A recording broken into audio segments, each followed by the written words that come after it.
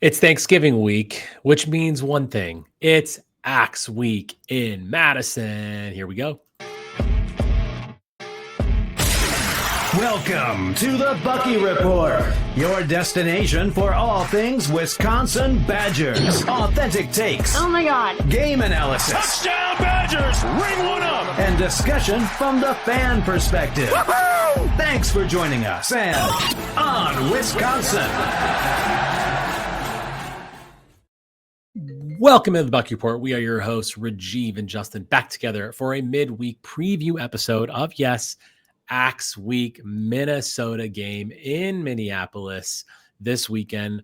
The biggest game of the season, a massive, massive weekend for Luke Fickell. And this all of a sudden resurgent Wisconsin football team, man. It's a lot of excitement. How are you feeling kind of big picture about this game right now?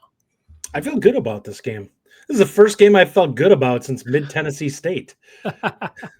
I felt pretty good about Maryland. We saw how that played out.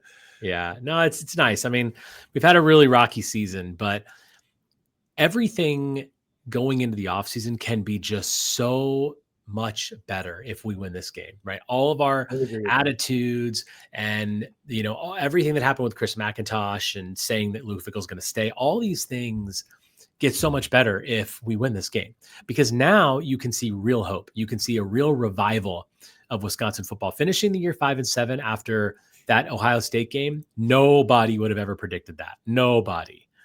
I think, coming into the stretch here, we were talking about in the preseason, this being one of the possible record outcomes that we thought was a possibility, that everyone would have been like, all right, it is what it is. It sucks, but okay, do we show growth? And it's funny, the level of anger we have, and probably still some level of angst is still sitting there of like, I wish this would have been a better season. But at the end of the day, we're ending up roughly where we thought we'd be, and we've seen some of the growth that we were hoping for. I mean, I think we all thought we would be better than this, though. We didn't think we'd be. Our offense is like one of the worst in college football. So. Yeah, I mean, I think that given all I would say is from the beginning of the season, nowhere near our expectations. But from where we were a few weeks ago, and everyone saying a 2-10, that's my point. That we've definitely done that, and there's been a turn. The corner has been turned, but I would argue that this game is so vital to this corner turn thing, like the whole narrative behind the program right now.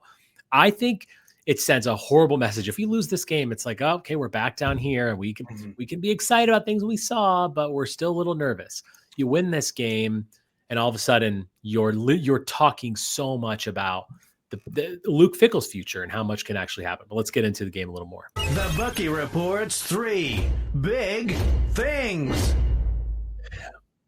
Justin, when you look at Minnesota's team, the one glaring thing, the stat that jumps off the page is they are a sack-heavy team. They get a lot of sacks, especially one man, defensive end Anthony Smith, who leads the Big Ten, 13.5 tackles for loss, 10.5 sacks. So big thing number one here is keep Anthony Smith away from Carter. He can rush from both sides. He can even has the versatility to play on the interior. If he gets to Carter Smith, there can definitely be sack fumbles that happen from this. We've got to find a way to protect him. Now, I know we're going to run the ball out. We're going to do other things, but Carter Smith cannot meet Anthony Smith. That is not going to be good for us. Yeah, I think one of the things I took looking into this game, it's really interesting how oddball the sack totals are for Minnesota. 3 games account for 23 of their sacks on the season. And that's of 34. So that means of the other 8 games that they played, they had a total of 11 sacks. So you kind of look at it, they're very boom bust in that regard. I can completely understand being fearful of them. It feels like when they get rolling that it seems like things tend to snowball. But if they're kept in check, then they tend to kind of spin their wheels. And I think that that's what Wisconsin has to do in this game. They have to make them spin their wheels in the pass rush, which I don't know if this is a game they'll be able to get really rolling in. I don't think we're going to throw the ball more than 20 times in this game, especially with the weather. And I think a lot of it is going to be short stuff where Carter's just going to be like, dump it off or whatever. But we're not going to be taking a lot of shots downfield, especially considering the weather's supposed to be garbage Yeah, I hope you're right about that, and I think that's important. The problem is that your stat about where they got their sacks. Our offensive line is similar to the ones that they got their sacks in, right? So I mean, they're going to be able to get pressure. Now, look, you're right. If we get rid of the ball quickly, if we're running, we're obviously going to rush the ball mostly. We know that, but if Carter is going to drop back and pass, we are going to be in 3rd and long situations. If that happens, we can't let their pass rush get to Carter Smith because I'm fearful of his turnovers potentially. Now he's been all right with that. He's protected the ball well, but if they get a little bit too happy there with trying to pass and get cute, Anthony Smith is an absolute beast. I mean, he's going to be drafted. He's a junior right now. He could be drafted probably 3rd or 4th round next year. If he comes back again, he might be a 1st round draft pick defensive end. We need to keep the ball away from that guy for sure. Yeah, it'll be interesting because I would like to see the numbers in terms of how bad we've been in terms of giving up sacks. Obviously, the numbers last week are going to look very inflated thanks to Carter. No offense to him, but they really only had 2 sacks against us. If he had the 3 throwaways that he should have had, and obviously we can't take those for granted. They are what they are. They happened. You have to hope that he doesn't do that again this week. Like that's got to be a teaching point. He shouldn't have done it after the first time. I don't know why he's still doing it. It makes no sense to me. Like, dude, throw the ball away. It's crazy. It's an awareness thing. I think that it's one of those things for him. He's got the field is going to open up for him in terms of just comfort. Hopefully it happens this week. So we talked about the passing, obviously, how we're not going to probably do much of it. We are going to do number 2, which is running the ball, establish the run game early. Do you think we'll be successful against this defense? I think that there's a path to it. I do think we'll run better than them. Lost in this is that Minnesota is actually a worse rushing team by about 20 yards per game than Wisconsin. And I think we'd all say that this has been a massive disappointment in terms of the run game for this year. That's really telling to me in terms of how good their offensive line is. I've looked at the PFF numbers for this last week for Minnesota, which were not good in terms of their run blocking. I think there's a massive avenue here for us to have an advantage here. I don't think they've been remotely as good of a run defense. Their numbers are a little inflated based off of the 2 preseason games and some of the games earlier in the season. They have not been great against the run overall lately. I think, if I'm not mistaken, Oregon ran for almost 200 yards against them. And I believe one of their Northwestern ran for close to 200 against them. So they can be had. Like they will give up yards on the ground if we continue to hit them. The offensive line needs to continue to show that they're growing and hopefully give us some chunk plays again. It would be great to see us get a few more. I would love to see Atuka be healthy and able to play in this game. I haven't heard anything on him. So hopefully he's able to play because I think that gives you a lot more flexibility in terms of what you can do. And we know that Dupree's not 100%. So obviously we don't want to see him have to take a massive load against a team that's going to be really physical. And it's not out of character for Minnesota to kind of play a little dirty in the pile. We've seen it before. Us all remembering back to the Melvin Gordon days. Right. So they averaged, they give up 3.8 yards a carry. As you said, it's inflated a little bit by some of their earlier games. I agree. I think they can be had. I think what I liked about the Illinois performance was the type of run game, the run plays that we were running. There was a lot of misdirection. There was some jet sweeps. Obviously, Tresh Kakahuna got very involved. Tyrell Henry got involved. I think that's really important. We've got to be as creative as Jeff Grimes can be running the ball. This is time to do it. Now, he's been doing that. And now this is now the 4th week that we're going to have Carter Smith playing quarterback. And, so I feel like now he should be able to get the entire playbook. We should be able to be working in more plays. I do think we have to mix up the pass too. We've got to be able to do that because I don't want Minnesota just selling out to stop us. And then all of a sudden, because they've got a good defensive line. Like you're right. They're not the best run stopping team, but if they commit to it, we're going to be screwed. So we've got to be able to mix it up a little bit, but how we run the ball is just as important as how often we run the ball. Yeah. And that's my biggest thing. Like we need to be creative, be inventive because it worked against Illinois, but Minnesota's watched that entire game. That tape is out there and they are going to be so laser focused on not getting punched in the mouth like Illinois did. And Minnesota's not going to get punched in the mouth. They're ready for us. So it's really a battle of which line can win here. And I'm hoping that 12 weeks in, our offensive line has finally figured out how to make something happen. But yeah, If we run the ball early, if we can get 5-ish yards of carry in the first half, like then that's going to really tell you the story of this game, because on the other side of the ball, I think we're pretty confident in what we're doing.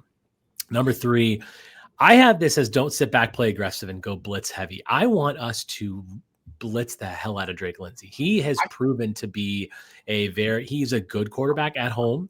They've won, by the way, Minnesota's won every game they played at home, and they've lost every game on the road. This one's at home for them. So that is something. But I really feel like he can be had. I'm not that impressed with Drake Lindsay. I want to frustrate the heck out of him, and I want to go hard. This is run blitzing. This is overall pass blitzing. Like, we need to get in the backfield and play with that same fire that we've been playing with for the last few weeks. My perspective is, and one of the things that I actually kind of pointed out, we have not had to blitz a ton to get this pressure this last few games. I don't expect us to have to against Minnesota very much. I think we're just going to win one-on-one. And if that's the case, you have extra bodies back in coverage. I do think they're going to be in his lap. This is going to be one of those games that I expect us to absolutely eat. The defense, this is the least mobile quarterback and the worst offensive line we've faced in this string of high sack total games. So this should be a game we go out there, and I don't think they're going to be able to run the football on us, which means that we probably will have them in 3rd and long a fair amount of times. I love the idea of being able to potentially just keep guys in zone and make him prove that he can chew up the zone, because that's not something that, redshirt freshman quarterbacks typically do a great job on, especially if they have somebody in their lap constantly. And I think we feel there's multiple guys that we have that can win one-on-one. I feel great about Reiger. I feel great about Cheeks, and I feel pretty darn good about Peterson given what he's done over the last several games. I think that you're right. I mean, we have been able to get pressure with our front four, and we should be able to do that against this team. But I think PJ Fleck's going to be ready for that. Like, I feel like they're going to be a little bit – they know that's the case. Some max protect in there. If we blitz, though, we're going to surprise them, because I don't think people are really expecting us to blitz. I want to just – I guess my point is, whether it's blitz or not, I want to play aggressive. I don't want to sit back here. We need to go win that axe. We need to go take it from them. And the only way that's going to happen is because, well, look, we know offensively we have some problems, obviously. There has to be turnovers forced. And the way you do that is by blitzing, get Drake Lindsay off the spot, force a fumble, force him into a horrible throw that we can intercept. Like, if we can turn the ball over on them, if we can force them to give us the ball back, especially in tough positions, that's going to make it so much easier for us to score. And I really want to see that. So I would like this to blitz a little more, just to make it a little more difficult for us. All right, what do we think is going to happen? The Bucky Report predictions.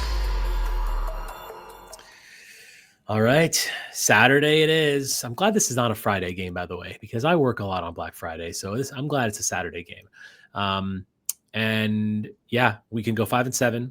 They can go 7-5 if they win this game. If we beat them, they'll finish with a 6-6 record. We'll finish with a 5-7 record. More importantly, the axe comes back to Madison. Most importantly, it shows that this resurgence is real, and there is something truly to build on going into next season. What is your score prediction, Justin? Yeah, Minnesota has lost 3 of their last 4. I look for that to become 4 of their last 5, and I predict Wisconsin wins this game 24-7. I think the defense is very much going to come downhill on them and cause problems with a inexperienced quarterback who doesn't have a lot of mobility. And I think that's I actually predict we've struggled to get turnovers. I think we will be able to cause him to make a couple of errant throws in this one. So you're saying 24-7. 24-7. Wow. I think we're going to win this comfortably. I think the defense is by far the best unit on the field for either team in this game. I agree with you on that. Our defense is the best unit on the field. I know that you're looking at their schedule and you said like who they played at home, who they played on the road. I'm not saying they've beaten great teams at home. They haven't really beaten any good teams all year. Their schedule has been cupcake, and the teams they have played that are on our schedule as well, they've gotten destroyed. Oregon, Ohio State, Iowa, absolutely destroyed. So did we, to be fair, except against Oregon. I think winning this game at Minnesota is not going to be easy. Okay. Like, I think they're a physical team too. They can battle in the trenches just like we can. I do think we win the game. I really do. I think it's not going to be 24-7 though. I think 20-10 is my prediction, or maybe even 2013. I'll go 2013.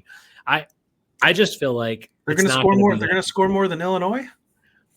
I mean, I think they will have learned something from the Illinois game. Like Illinois, we punched them in the mouth, and we punched Illinois in the mouth. And I think Minnesota's going to be a little bit ready for that. I'm just saying we have to be. I just think the talent level is a problem. Like Altmaier was a legitimately very good quarterback, and he couldn't get the ball in the end zone. Yeah, but you're right. But if Drake Lindsey's if they're able to scheme up some deep passes against our secondary, they could do something. Look, I don't think they're going to win the game. I think we win the game, but I definitely see it being 20-10, 20-13. I'll go 20-13 officially. But ultimately, though, Justin, the axe is coming home, which is the best thing about this. And I think it really just sets us up for something nice in the offseason. Like, I mean, do you feel like this is Luke Fickell's most important game so far? Probably yes, because I think that if you lose this, it absolutely just torches what the offseason looks like compared to where it would be. In most seasons, it's going to be a game that people are going to be bitter about if we lose it. But I think he needs this to get to – I think the 5-7 is important given where we were preseason and thinking where things were. I think we feel a lot better about ending on such a strong run if he's able to get this done. And I honestly think that the level of play, it would be a massive letdown given what we've seen this defense do over the last 3 games for them to somehow lose this. Yeah. I mean, that's fair. Offensively is going to be the question mark. If we're going to lose it, it's because we can't score points. And that is something that we have to think about. But hopefully we can do what we did against Illinois and break a 84-yard touchdown run from Darian Dupree. That'd be pretty spectacular, wouldn't it? You will see us on Locked On Badgers for the post-game reaction show, which hopefully we begin that show by chopping down some goalposts and talking about a fun game in Minneapolis. Thank you for joining us. We'll be back again on Sunday with our regular show, talking all about the Axe game, talking about some basketball as well. We've got big games coming up this week against Providence and likely Florida. Lots going on. Thanks for joining us. And as always, on Wisconsin. On Wisconsin. Thank you for listening. If you enjoy the show, subscribe to our YouTube channel at The Bucky Report or The Bucky Report Podcast from wherever you get your content. Until next time, on Wisconsin.